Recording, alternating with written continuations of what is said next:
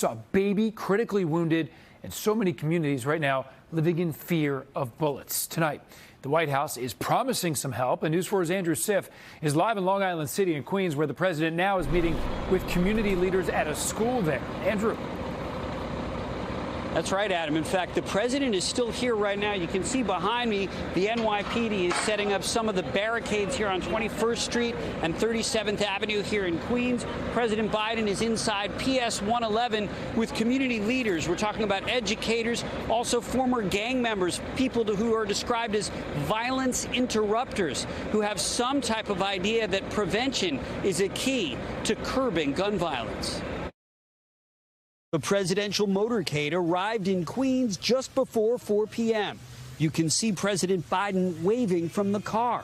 A short time earlier at police headquarters, the answer is not to defund the police.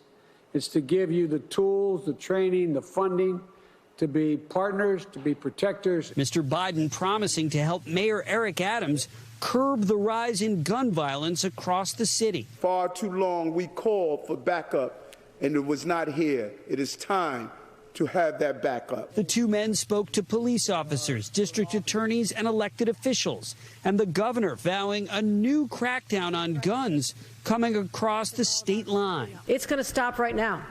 That is the message. The police commissioner reminding everyone the stakes. We've seen our citizens suffer from this violence. Bystanders, unintended targets, babies, and people simply trying to do their jobs. But the question of what to do about the shootings dominated discussion in Queens. We saw what happened in the 90s. Queensborough President Donovan Richards had a seat at the table and told us his message. We also have to do a lot of work around prevention, and that's to ensure that young people or individuals who may have been justice involved aren't picking up guns. The leaders hosted advocates known as violence interrupters, former gang members and formerly incarcerated who are considered credible messengers on the ground. I appreciate you taking the time out to get an up-close and personal look at the human justice model. Rob DeLeon of the Fortune Society was not in the meeting, but supports the approach. I'm formerly incarcerated myself, and when I talk to individuals, I come from a place of having been there and done that. But the president and mayor also hoping their alliance sends a message to Congress that action on gun trafficking is serious. Mr. President, Eric Adams is reporting for duty and ready to serve.